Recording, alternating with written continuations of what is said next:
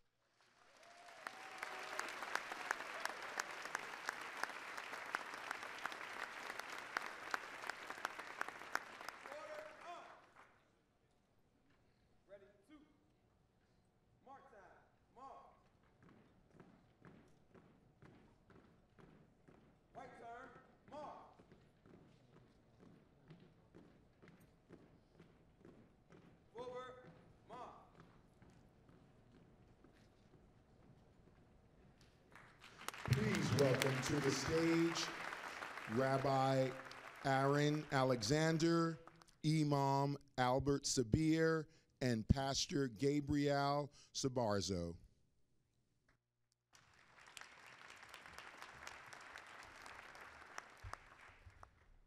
From Psalm 71.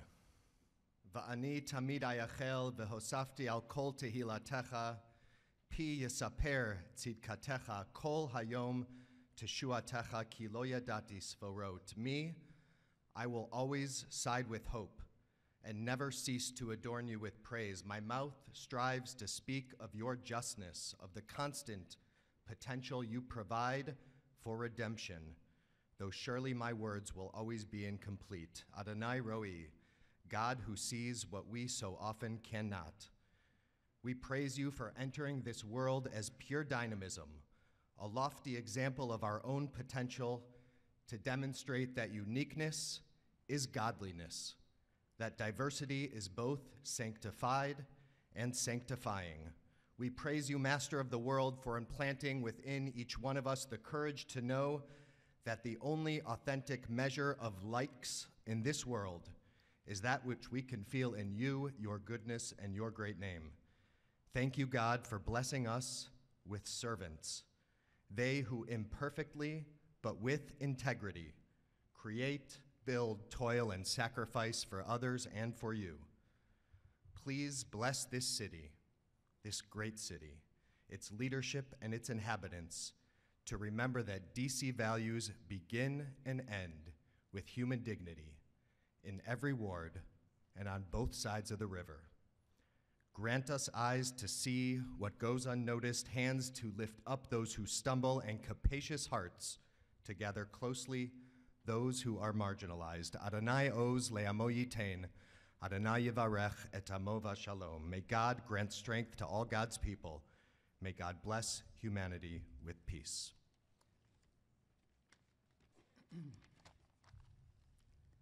Assalamu alaikum, and that is peace be upon you. God's peace be upon you. Bismillah ar-Rahman ar-Rahim, and that is with God, in the name of God, with God's name, the merciful benefactor, the merciful redeemer. Let us pray. Almighty God, the merciful, the compassionate, the wise, the most high, possessor of greatness, and the giver of all that is good, as your bounty exceeds our ability to measure, and your blessings exceed our ability to count. We stand and humbly beseech your divine providence upon this gathering for the 2017 State of the District Address on the health of our great city. Grant our leadership to be successful in their determination to make significant advancement in bettering the circumstances affecting the present and the future of the residents of this city. Grant them clear vision and legislative acumen as they navigate the waters of our city issues. Grant them insight, wisdom, and logic, and bless them to follow the logic to its logical conclusion. Grant them the quality of excellence in planning, both short and long term, that focuses on the right thing, the right way, at the right time, with always the right disposition of always wanting the best for the space that we inevitably must share with others. Grant them to have the love and concern for humanity that is at the essence of our biological origin in the womb of our mother. Bless the economy of our city to continue to improve and be one of the strongest of any, contributing to advancing the commitment to getting our unemployed citizens back to work, so that their time and talent will be used to help strengthen and build the city as a place in which every resident is welcome to participate and compete with the best of its populace to make it the model for the nation. Investing in people, for any time you invest in the people, you help lift them up to a point where they discover the best in themselves, their potential, their own worth, and subsequently they become not only a healthy, powerful resource to themselves, but also to this great city where they claim citizenship. As our city continues to grow and become more diverse in acknowledging you, God, who created us all and cares about us all equally, bless the city, its leaders, and its residents to be mindful of and considerate of and reflective of E pluribus unum, the many diverse, wonderful, beautiful expressions of human life that have and are contributing to the beauty and strength of this city and America. Bless the current and future leaders of this city, for they stand upon the souls of the past and present residents, those who've invested in and have helped to sustain and lift up our city. Bless our city leaders who have always the right perception of the city, that first of all, this is a gift from you, and under you, God, we are responsible for how we treat everything. Amen.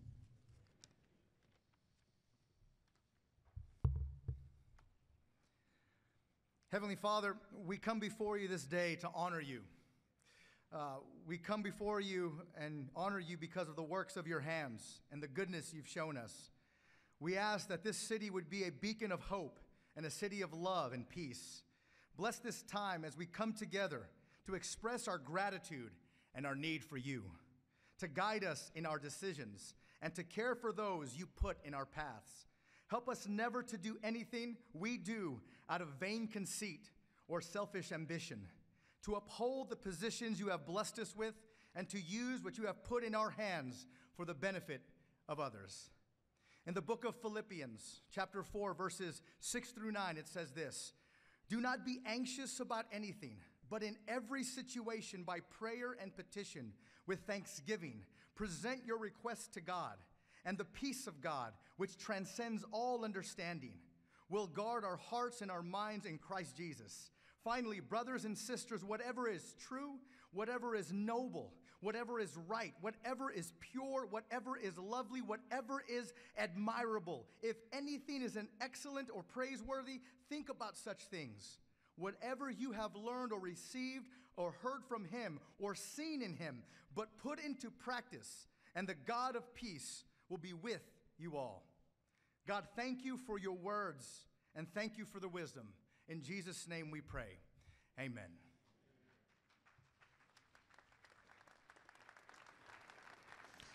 Please welcome to the stage Ronald Mason, President of the University of the District of Columbia.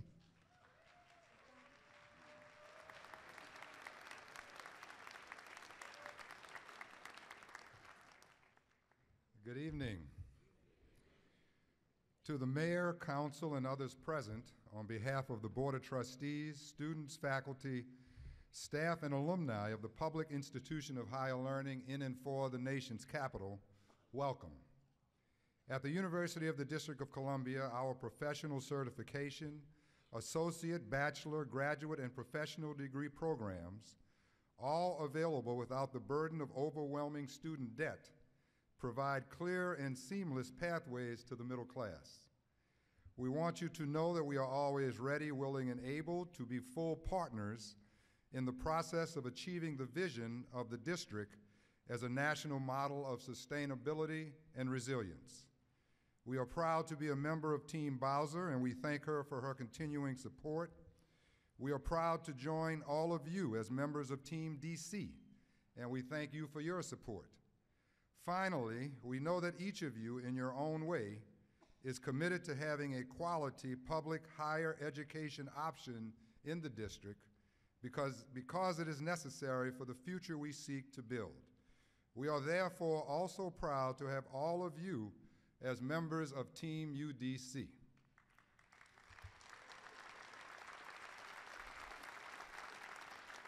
So I can say in all sincerity to all of you, welcome home, Firebirds.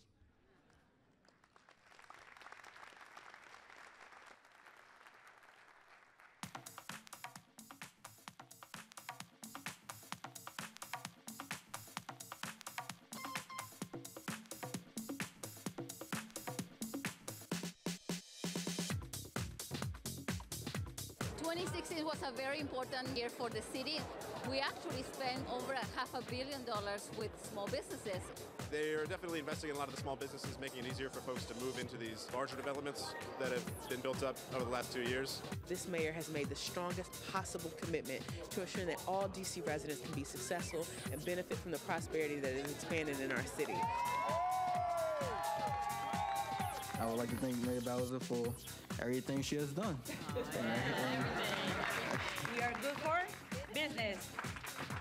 I was especially interested in hearing about the LEAP program and what it's done for some of our residents. My three goals are affordable housing, tax revenue, and jobs, and I think that we've made tremendous progress over the past year. She's helping me out with a job, she helped me out with this, and I ain't never had my own apartment before. We are housing over 60 individuals and 60 veterans specifically who are able to stay in D.C. and who serve their country. Welcome to my home.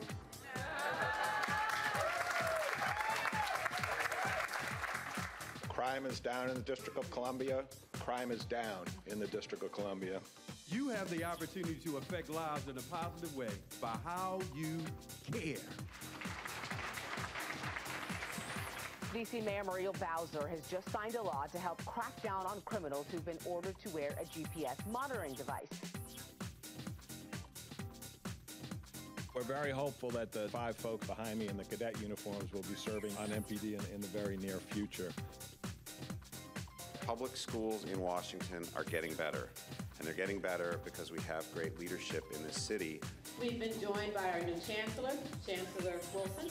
I'm excited to be here on my first day. Mayor Muriel Bowser announced a change today that will keep kids in school through mid-July to improve learning. It will make a huge difference to have extended year and indeed hopefully more and more extended day as well.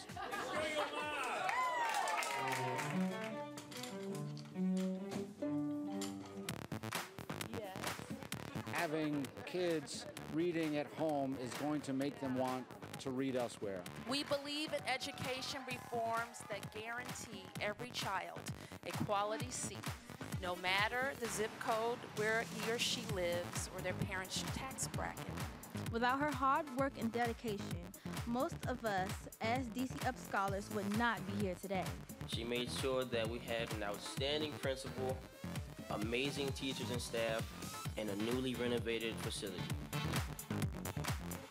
We are here to celebrate technology that is going to enhance the public's experience throughout the city. We've been really keen on implementing not only solar technologies, but also for wind. The cars have averaged 2,700 riders a day in the first year. The district has repaired nearly 300 alleys across all 8 wards.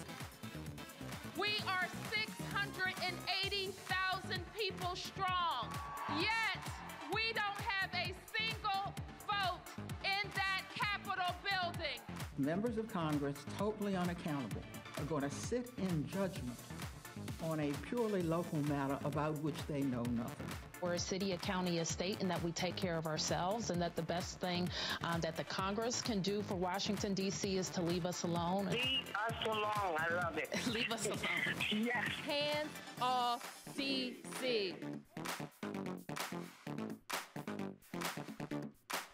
It is indeed a pleasure to work for a mayor who has a commitment to health and wellness. This is a free race put on by the mayor, which is really exciting. D.C. Mayor Muriel Bowser wants D.C. residents to get a healthy start to the new year, and she's leading by example.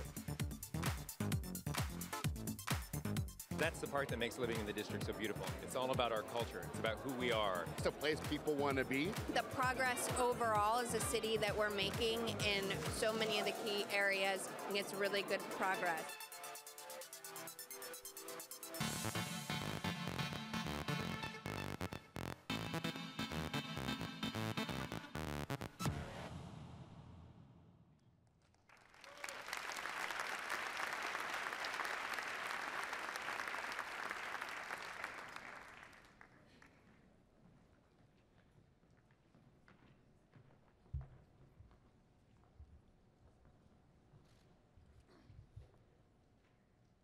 Good evening, everyone. My name is Jalea Johnson, and I'm joined by Tatiana Calhoun, who is the president of the Undergraduate Student Government Association, Miriam Sabata, who is the president of the Graduate Student Government Association, Debbie Hernandez, who is the president of the UDC Community College Student Government Association, who could not make it at the moment, Gary Mills, student representative to the Board of Trustees, and Jonathan Newton, president of the Student Bar Association. We are pleased to welcome you to the University of the District of Columbia. Before I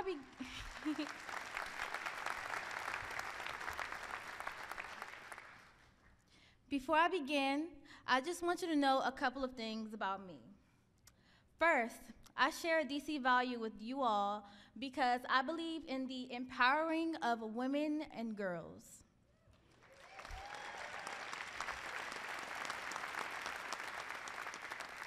And investing in their education, healthcare, and aspirations.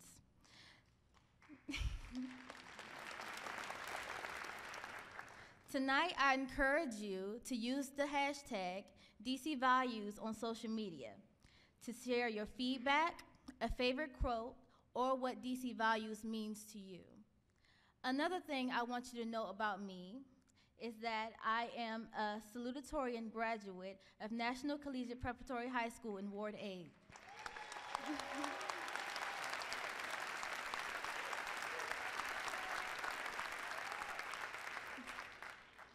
I am also a native of Southeast Washington, D.C.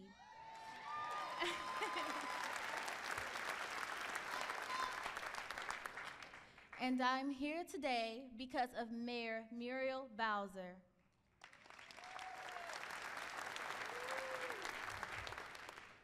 Now, for as long as I can remember, my parents taught me that two philosophies will always guide me no matter what life may throw my way.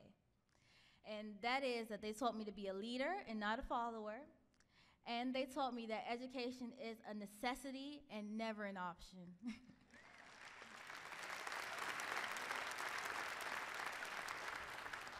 So, Mom and Dad, I thank you for supporting me every step of the way.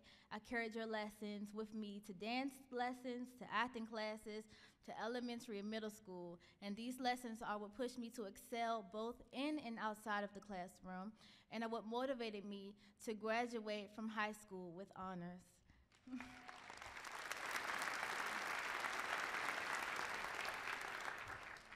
So when I heard about the Mayor's District of Columbia Partnership, better known as the DCEP program, I knew that all of my hard work had paid off.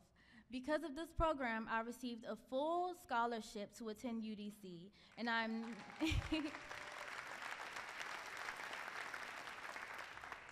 and I am now pursuing my dream of studying business marketing.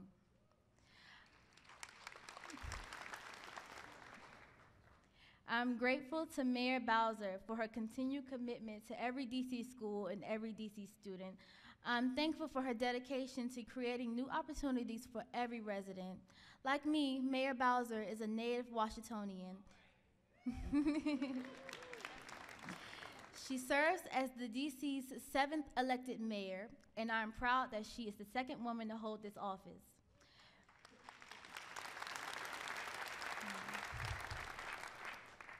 Mayor Bowser grew up in the North Michigan Park neighborhood, where today the UDC Community College occupies the Bertie Backus campus. Prior to her inauguration in January 2015, she served as an ANC commissioner and was a 2-term member of the UDC Council representing Ward 4. On the behalf of the entire UDC community, I want to thank Mayor Bowser for her support of UDC. And now, it is my honor to introduce the mayor of my hometown, the greatest city in the world,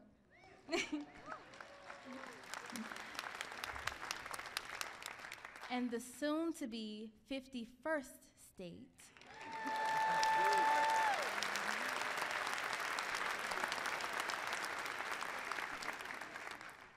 Governor, excuse me,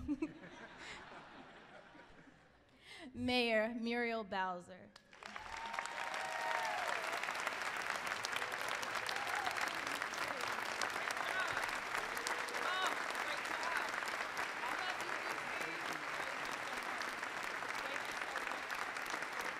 Thank you so much. Well, hello, Washington, D.C. Thank you, everybody. It is so great to be here at the Theater of the Arts at the University of the District of Columbia. And isn't Jalea fantastic? Give Jalea a big round of applause. I want to thank her for that wonderful introduction, but I have to correct her on one thing. She's on this big stage because of her own hard work, her own perseverance, and her own high expectations for herself. I want to thank Jalea, the board of directors, and the UDC president, Ronald Mason, for hosting us here tonight and for his tremendous leadership of our great university. Give him a big round of applause.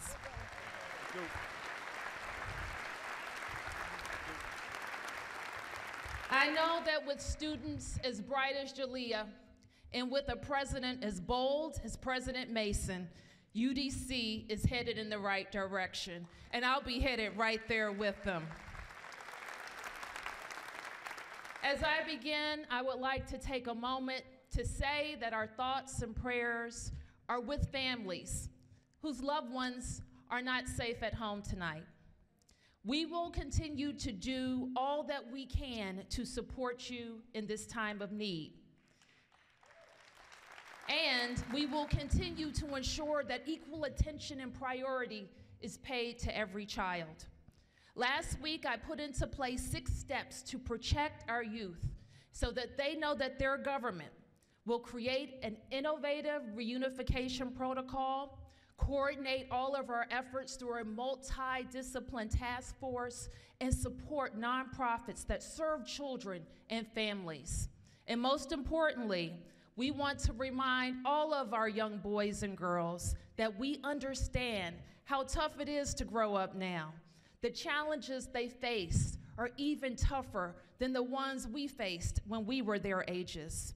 They should know that there are adults who care, and we all want them to succeed. Are there adults out there who can say that?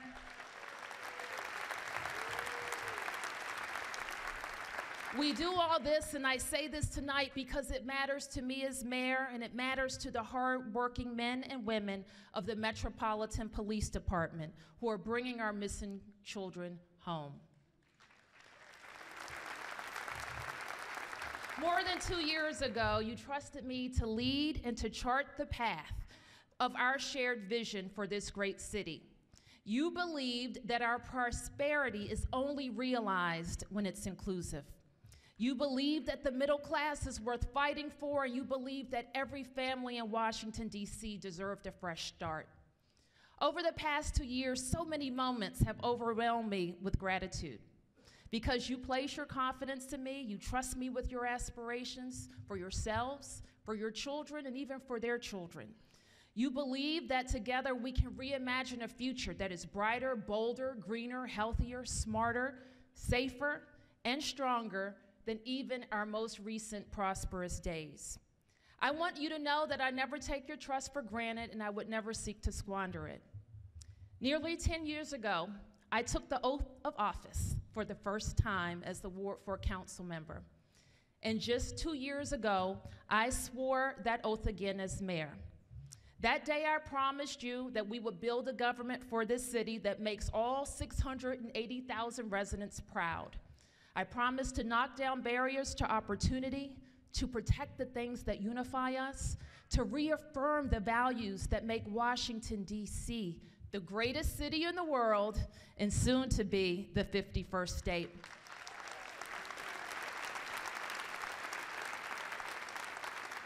And tonight, I'm proud to say that we have delivered on those promises, and the state of the district is strong. Without question. The past several years have been an exciting chapter in the ever-forming history of Washington, D.C.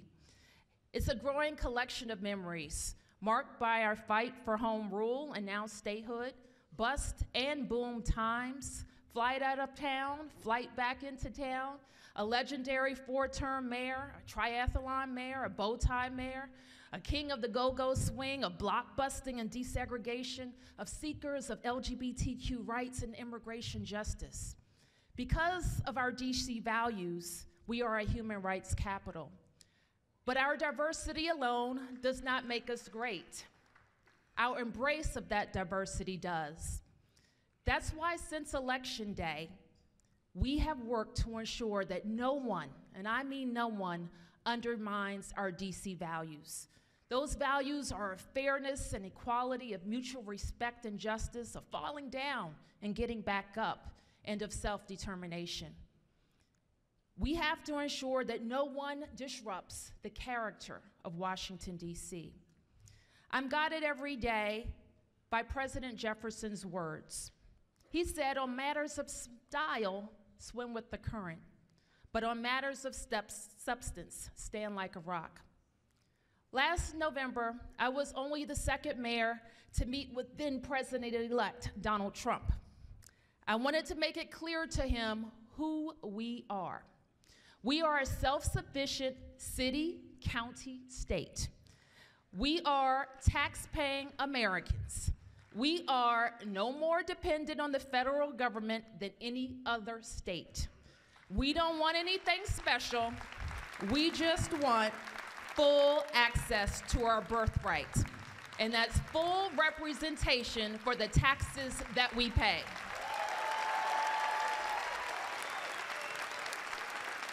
And the only way, Senator Brown, that we're going to get there is for statehood for Washington, D.C.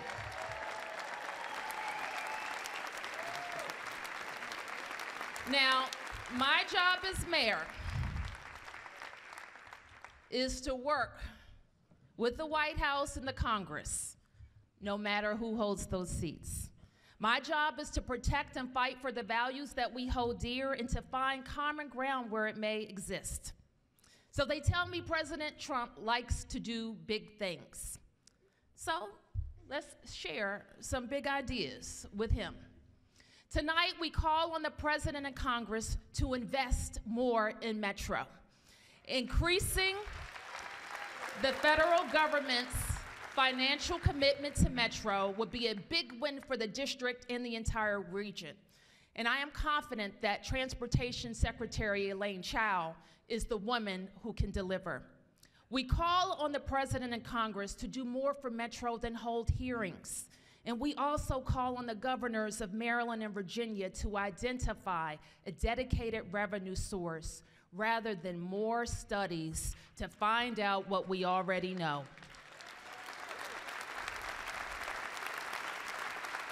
And I know Councilmember Evans agrees with me on that. This is also the time to get a final plan for RFK once and for all, and let's put it on the map. We call on the President and Congress to expand their view of RFK and embrace a mix of uses, not just the stadium, but a more diverse plan that will ensure a vibrant future for more than 100 acres on the Anacostia River. We call on the President and Congress to fix federal roads and bridges. They need to get the much-needed Beach Drive renovation back on schedule.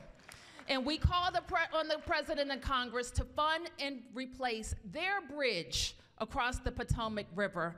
The Memorial Bridge, without immediate help, could literally fall into the Potomac. And let the district take over. This is our request. Our federal parks in DC, where we can use public and private partnerships that will allow us to enliven Franklin, Haynes Point, Rock Creek, and Langston. We call on the President and Congress to uphold our three-sector school funding approach that enhances public education funding in DC. And we call on the President and Congress to be a part of our focus on affordable housing. Do not eliminate community development block grants. And for the love of our great American culture, fund the arts.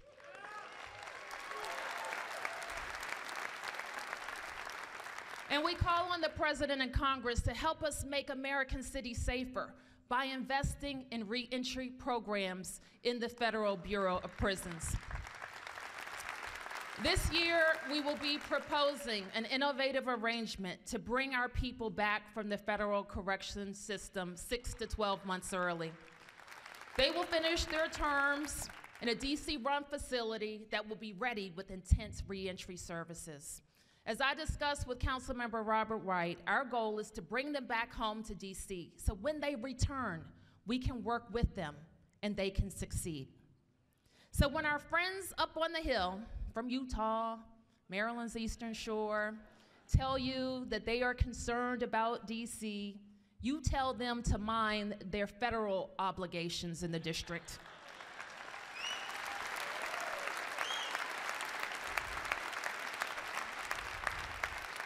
And I like to use Trayon White's words. You tell them, don't just stand there, do something. But if they ask you about our local issues, you tell them to keep their hands off DC. If they ask you how we will advance a tax and regulate program for marijuana, stand with me and David Grasso and tell them to keep their hands off. If their intrusion on how women get access to health care persists, We will stand with Vince Gray and all who care about high-quality health care services in all 8 wards, and we'll tell them to keep their hands off D.C. And just like we did weeks ago when they attempted to overrule our law to regulate end-of-life decisions, we stood together with Eleanor Holmes Norton, our Congresswoman and mighty champion. Give Eleanor a big round of applause.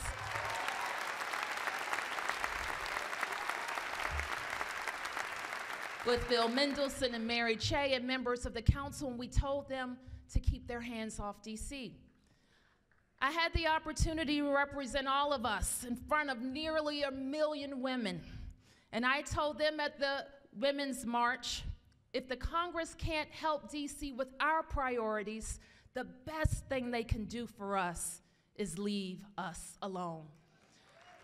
We need to remind them each and every day that we are a city that believes where you're born shouldn't determine the kind of life you will ultimately lead.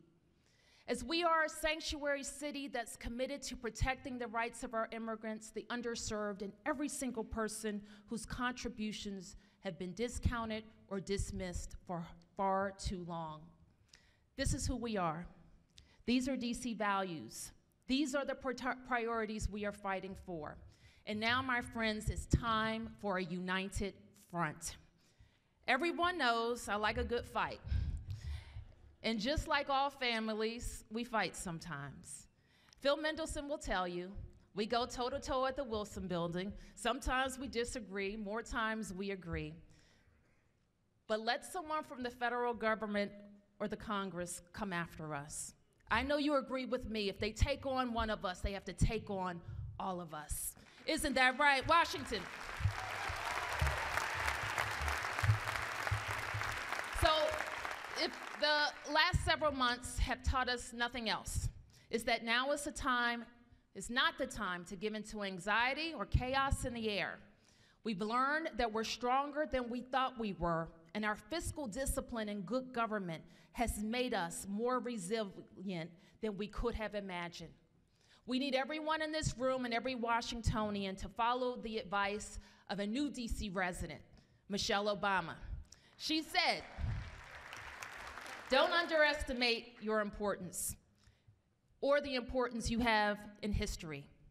It has shown us that courage can be contagious and hope can take on a life of its own. Let's keep hoping. My goal tonight isn't to diminish our collective challenges. I share many of your concerns, but I want you to know that we are better prepared than ever to meet the demands of this moment. Next week, I will present to the council our 22nd balanced budget. Last month marked the 20th year of clean audits for the district and the second consecutive year of no Yellow Book findings, which means there are no material weaknesses in our procurement, hiring, payment, or any other critical system of our government. And that's a good government gold standard. We've proven ourselves to be exemplary stewards of our government's resources. This means we spend what we have, and we spend it judiciously. It also means that we don't ask our taxpayers for a penny more than we need, unless we can demonstrate improvements to our city's economic growth, inclusive prosperity, or world-class city services. So that means making investments that make our city better and our family stronger. It means advancing the largest investment in public education in the history of the District of Columbia. It means providing high-quality neighborhood services that make DC more affordable for seniors, singles, and families alike. And it means making sure calls get answered, trash and snow get picked up, grass is mowed, boilers are working, technology systems are strengthened against cyber attacks, systems are upgraded so that we can hire the best of the best, pay people on time, and procure products and services. It means connecting more Washingtonians to job opportunities that put them on the right track, like Leap Academy, Career Connections, Aspire, and the Marion Barry Summer Youth Employment Program. And it means investing in young families. Now, have you ever met someone who lives out in one of the Maryland and Virginia counties, and they tell you, you know, I used to live in DC, but I had kids, so I moved. And I say to them, you know, we have kids in DC too. Then I add that we spent billions of dollars on school modernizations, on changing our recreation centers, transforming our aquatic centers, adding baseball, soccer, and football fields in all 8 wards. Then I tell them, have you seen those remarkable playgrounds? I tell them about our swelling school population and our library sing, talk, and read hours. I tell them about the incredible library transformations we've completed and the new MLK Library Life Center we will open in 2020. And then I think about what they're saying and where they could be pinched in DC. And one significant way is finding high-quality child care. Last year, I sat next to a high-ranking Obama official during a White House dinner. She raved about how lucky she was to get into one of the centers supported by the federal government. And if it hadn't been for that center, she wasn't sure what she would have done. Things have changed in a lot of ways in our city. When my mom and dad were raising 5 of us, with my mom working and going to school right here at UDC, my grandmother was there to help them with all of us. Now many families cannot call on a trusted grandma for help. To keep families in DC, we will have to attract more quality child care.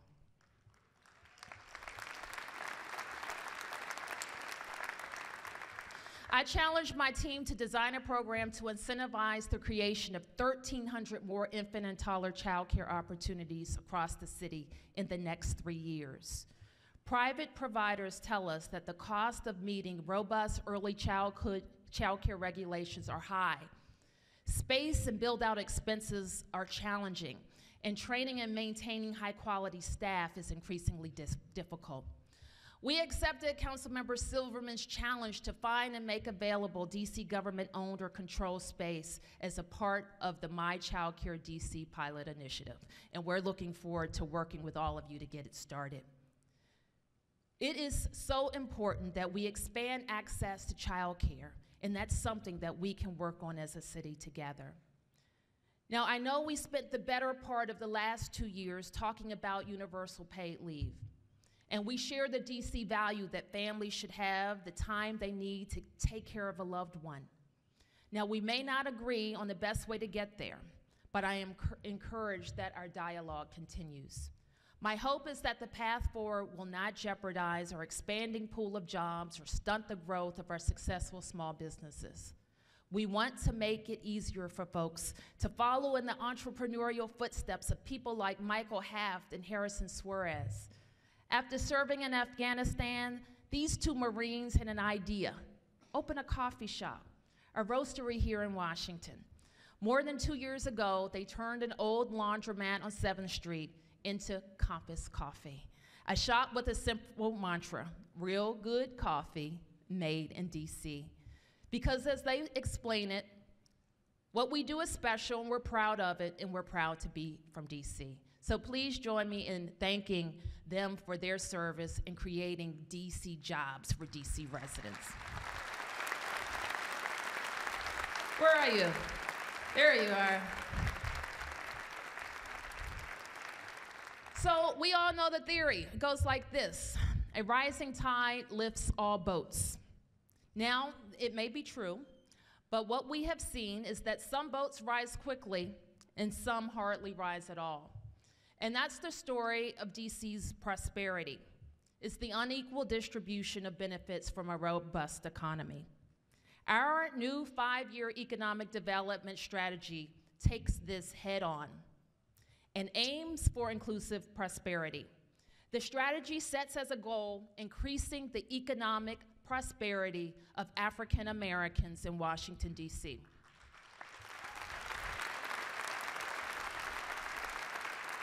And it specifically focuses on reducing double-digit African American unemployment.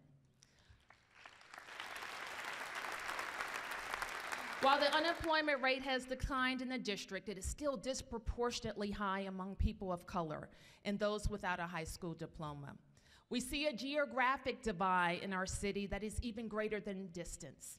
You see unemployment in Ward 3 at 4.2% and unemployment in Ward 8 at 12.5%. The good news is that unemployment in Ward 8 is down from 16.8% when I took office. The bad news is 12.5% is still too high, nearly 3 times what it is in Ward 3. We can and must do better. So when I read about this, when I talk to my agency directors about this, I am reminded of what the Bible teaches us. Faith without works is dead.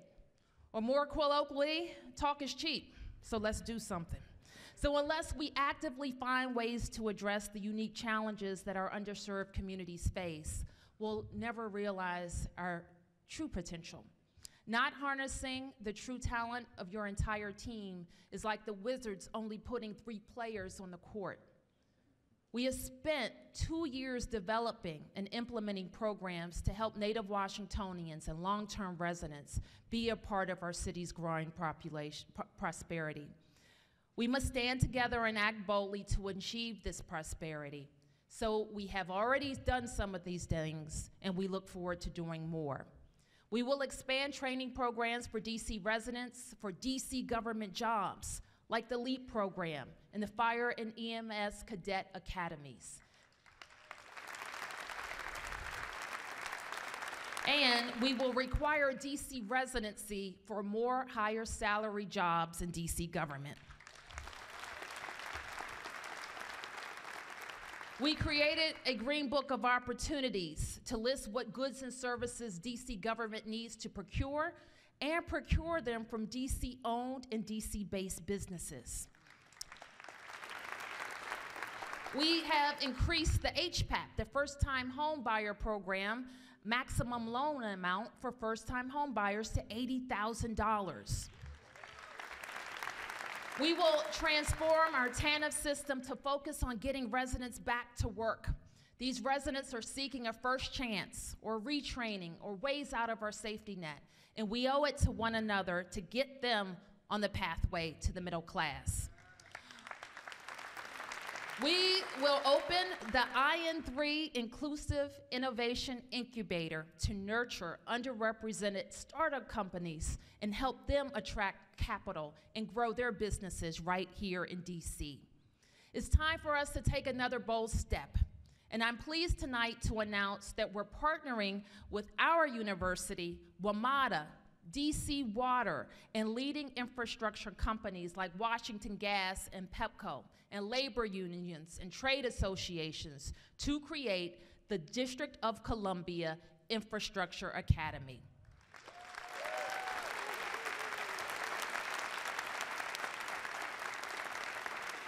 When I was running for mayor, I discussed this idea as a public works academy. We refined it and secured seed money in our recent merger settlement discussion. And now we will make the academy a significant spoke in our portfolio of initiatives to reduce African American unemployment in Washington, D.C.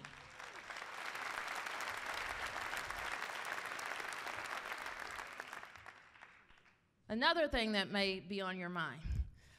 One might expect in struggling cities to devote only meager dollars to the maintenance and improvement of our infrastructure. But there is no such excuse in cities thriving like ours. I'm convinced that being born and raised here gave me a higher tolerance for bad alleys and potholes. But 8 years of being a ward council member gave me a new appreciation for tackling the city-owned infrastructure that impacts your family as soon as you leave your front door. Sidewalks, lights, trees, alleys, and roads. Local roads specifically.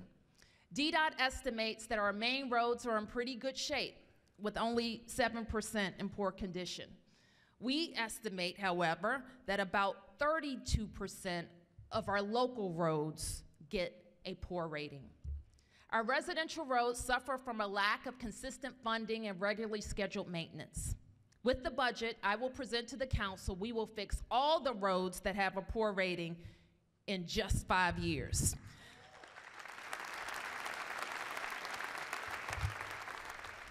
We will take lessons learned from Alley-Palooza, where we've improved more than 200 alleys in 2 years. We will be smart about coordination with planned developments and utility repairs. We will separate street and sidewalk and curb projects where it makes sense. And we will commit to using sustainable building materials and practices.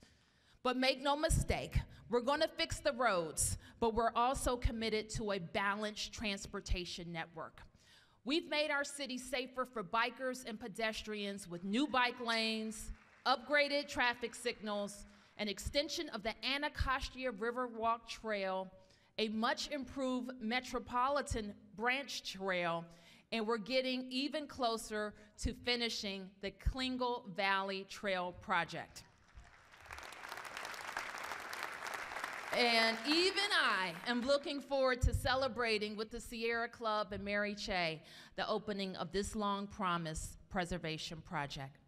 Last month, we celebrated the 1-year anniversary of the streetcar.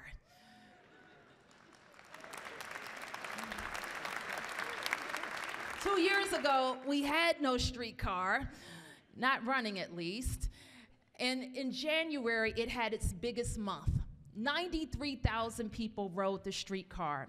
And in the next couple of weeks, we expect it to carry its 1 millionth passenger.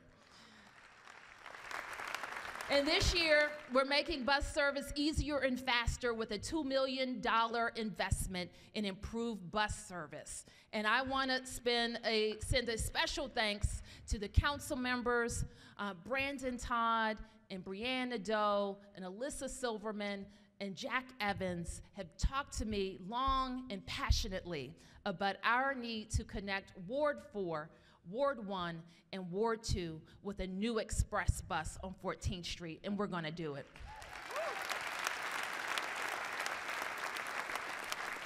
As we grow our economy, we want to ensure that our residents, whether you've been here for 5 generations like the Bowsers or 5 minutes, you can afford to live in Washington, D.C.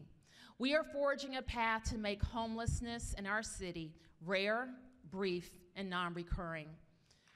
We are transforming our family homeless system, and together we will end veteran homelessness once and for all.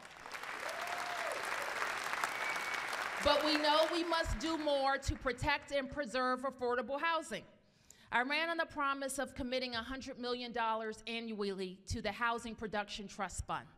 Our next budget will be the 3rd one where we realize this commitment. But we are not just squirreling away the money, we're putting it out on the street. For every $100 million we invest, we are constructing and preserving more than 1,000 units of affordable housing in all 8 wards. But sometimes when we talk about the numbers, 100 million, 1,000 units, we can get lost in those numbers. But let's remember, each of those units represents a unit preserved for a family, a senior, or a family who will have a safe and affordable place to live.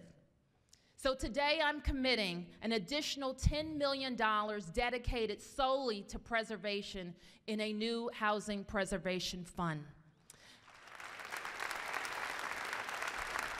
This fund will leverage private investments, yielding nearly $40 million for our preservation efforts. Because Anita Bonds will tell you, preservation means families who are here can stay here. And I want to thank the Housing Preservation Strike Force for their recommendation about this fund. To complement the additional investment, we will also establish regulations for the District Opportunity to Purchase Act.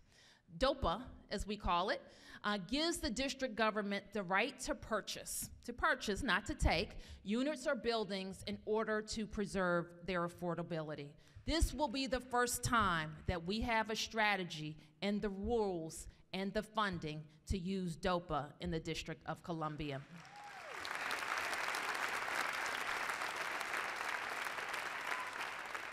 So along the way, we're continuing our efforts to fulfill our commitment to make DC more accessible for people of all ages. We started Safe at Home, and we've completed with Safe at Home more than 334 projects that are helping seniors age in place. These simple construction projects make the difference between somebody being able to stay in the home that they've enjoyed for decades and looking for someplace else to live. We've expanded transportation and know that in the years to come, there's still more to be done for senior property taxpayers and renters. Let me talk about housing conditions. Like you, I was horrified to read residents' complaints about apartments and buildings owned by Sanford Capital. Now, DCRA has inspected all of their buildings. The good news is it doesn't look like any of those buildings have to be shuttered and people made homeless. The bad news is there are a lot of violations, years in the making, that need immediate attention. So they will have a choice: fix the violations, face nearly $500,000 in fines, or see us in court. So lawyers in Carl Racine's office are primed and ready to go. And this year, we're going to make sure that DCRA has more tools. We will strengthen DCRA's resources to address vacant nuisance properties and buildings where people live that do not meet our standards.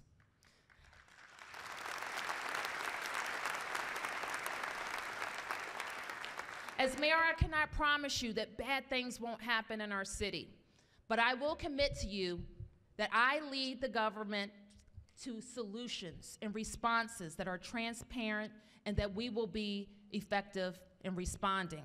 I can promise you that I'll be the one that tells you the bad news and our pathway to fixing it. And we will make all decisions in the best interest of the most people in the District of Columbia.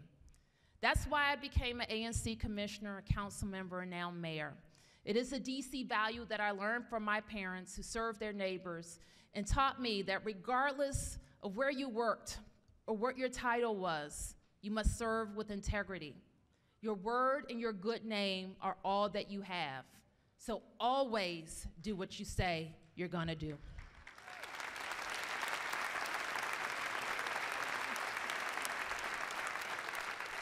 You've heard me say this before, and I'll say it again. It was our dogged commitment to two things that turned our city around: public schools and public safety. Last year, we bid farewell to two outstanding leaders. One led an urban school district, and the other a big city police force. They served longer than their counterparts, and they were more successful than most. Kaya and Kathy set the bar high, attracted the best teams, drove up student enrollment and graduation rates, and drove down mistrust and crime. And Antoine and Peter will take DCPS and MPD to the next level. They're with us. Stand up and recognize Chancellor Antoine Wilson and Chief Peter Newsham.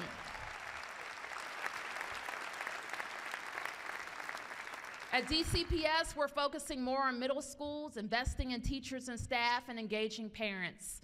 At MPD, we're focused on training up the next generation of police officers and police leaders and continuing to build trust among our force and our neighborhoods.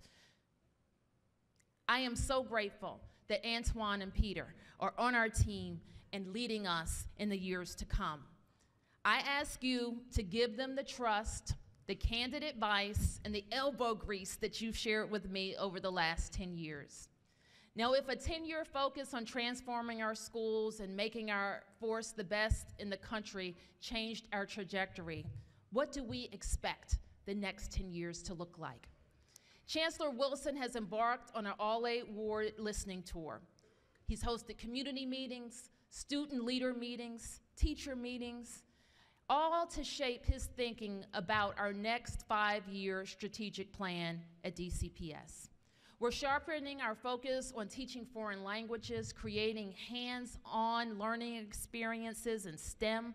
We're focused on global education because we believe that the next generation of big thinking leaders, Scientists, engineers, researchers, and innovators are being born right here in Washington, D.C.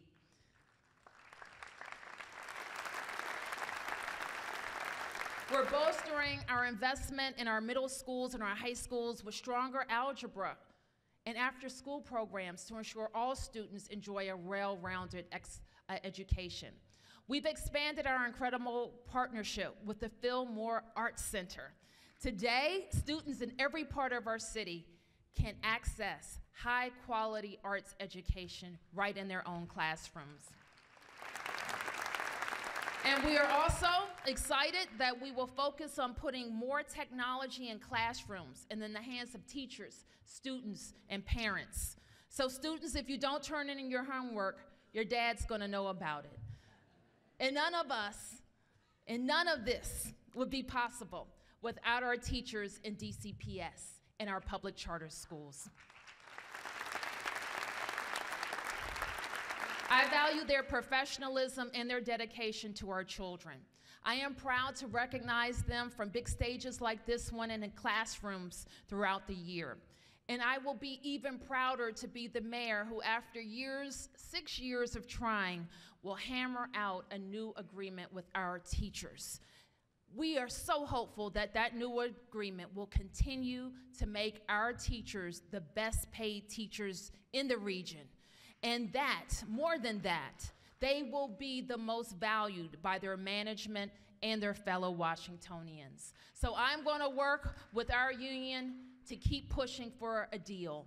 And I know that you will want to join me in giving great appreciation to our teachers.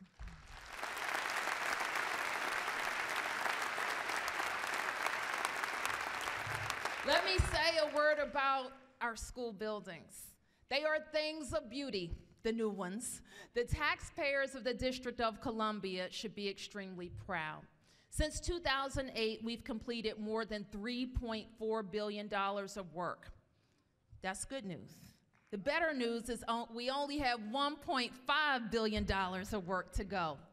Our current capital improvements program funds the completion of all of our comprehensive high schools, with Coolidge High School starting this year.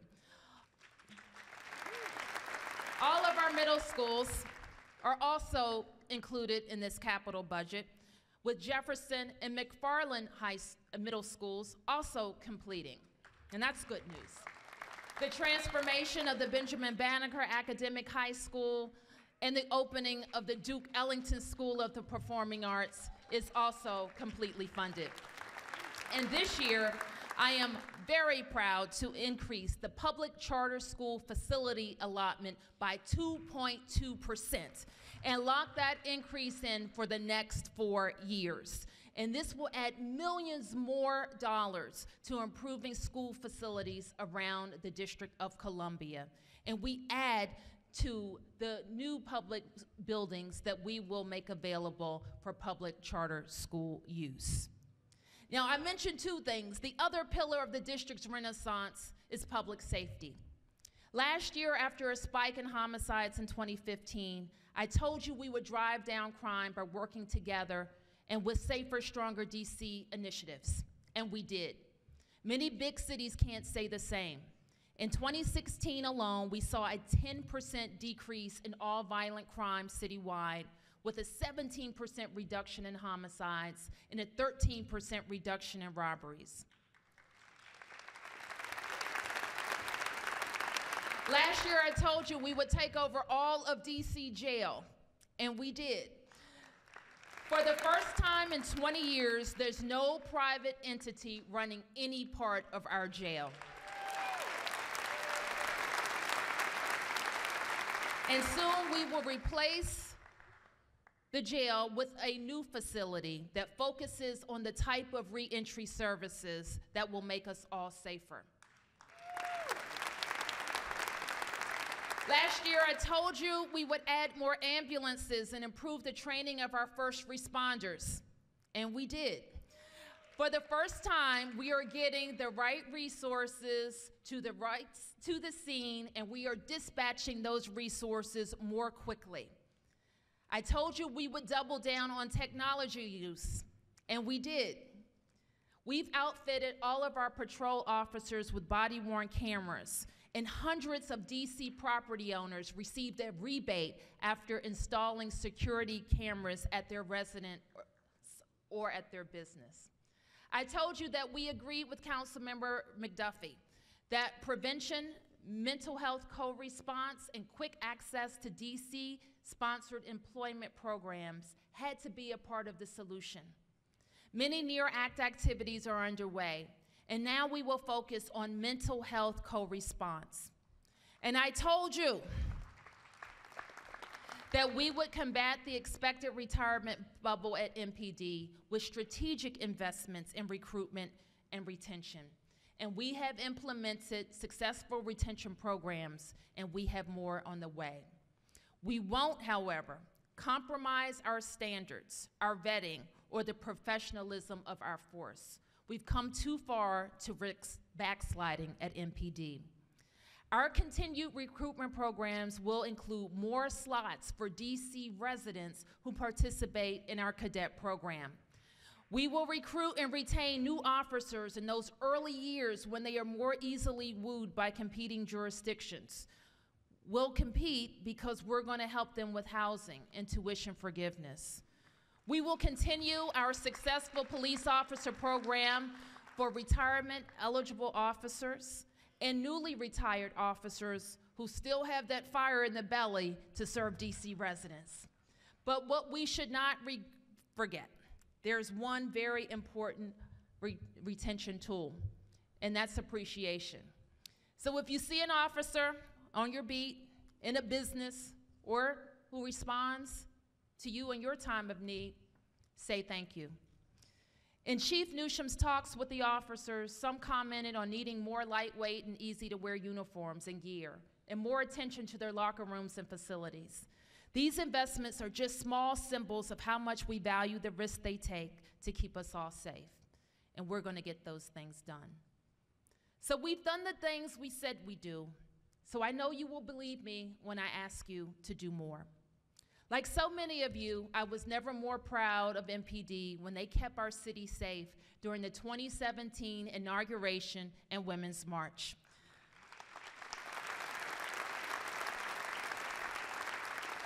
Literally, hundreds of thousands of people safely exercised their First Amendment rights. Some of them had on red hats. Some of them had on pink hats. And all of them were made safer by our officers. And I want to thank Charles Allen for rallying the council to acknowledge all that MPD and our first responders were able to do with the Presidential Inauguration Excellence in Duty resolution presented at the council. Let's give them another round of applause. So even though they face challenging circumstances, they perform with great distinction. I'm equally proud of the brave men and women of the DC Fire and EMS Department who work alongside MPD. And to better support them and everything that they do, we have invested $12 million in that department. And that's the single largest investment in EMS reform in the city's recent history. And tonight, I tell you, we can build on that progress, and we will, by creating a nurse triage center at the 911 call center. Until recently, our fire and EMS fleet, staffing, training, and protocols have not kept up with our explosive growth. Chief Dean and his fantastic team have laid out a path of excellence for EMS. And when seeking approval from the council for more ambulances, we also promised a closer look at 911 callers and what the actual needs are. We know that everyone who calls 911 doesn't need an ambulance and doesn't need the emergency room. We know that sometimes callers would better be served by seeing their own doctor and not going to the ER. A nurse at the 911 call center can make sure everyone who needs an ambulance gets one, and that those who do not are referred to insurance-provided transportation and community-based non-urgent care centers. Our calls to 911 are wildly out of proportion with our population, and that compromises the safety for everyone. We can't wait to fix this problem any longer. Chief Dean also told me about an initiative, actually told me before he agreed to come work here, that we had to do. Because when we have an emergency, the person closest to us is likely a coworker, a family member, or a friend. And so it's so important that that person knows what to do if someone next to him has a medical emergency. So that's why we launched the Hands on Hearts program. Hands on Hearts is a program that allows you to give CPR to the person next to you, not mouth to mouth, hands-only CPR. And since we've launched our training, more than 17,000 people have been trained right here in Washington, D.C. And Danette Purvis is one of them. Last October, she enrolled in a training session, and it was her first time learning CPR. And the very next day, she came to the aid of a coworker who went into cardiac arrest. She used her CPR training to save his life. Danette told us she didn't feel like much of a hero. In fact, she said, if I had to do it again, I assure you I will do it better. But I'm pretty sure that that gentleman thought she did it just fine because he's alive to talk about it. Danette is here. Give her a big round of applause.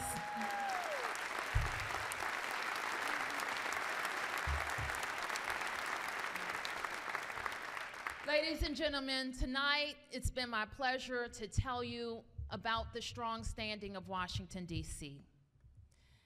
Tonight, I'm pleased to tell you that we have accomplished many things together. We haven't agreed on everything, and there's still much work to do.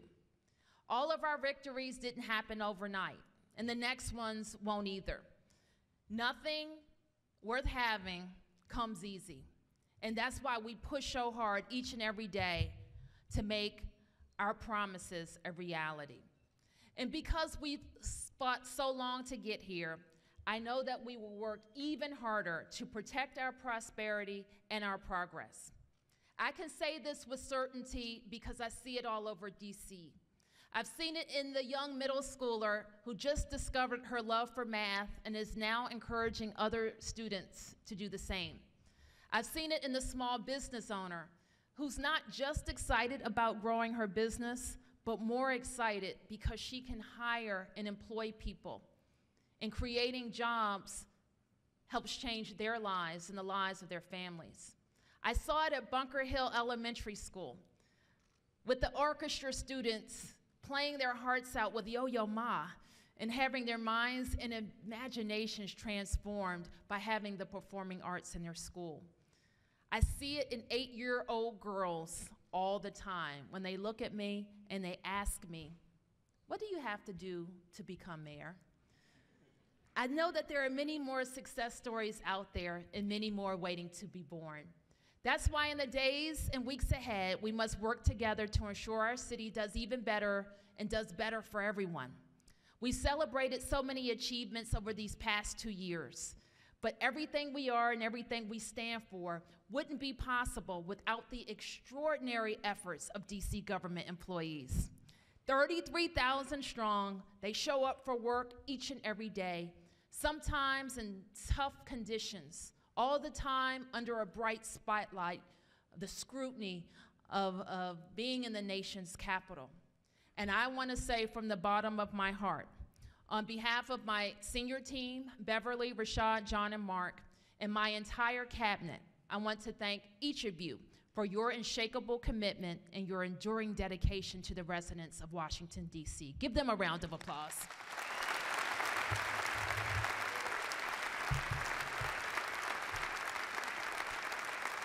And to everyone here tonight and across the city, thank you again for granting us this opportunity, for your honesty and your generosity, your enthusiasm and your candor.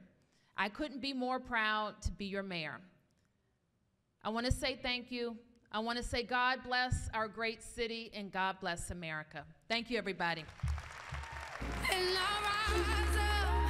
I'll rise like the day. I'll rise unafraid. I'll rise up, and I do it 1,000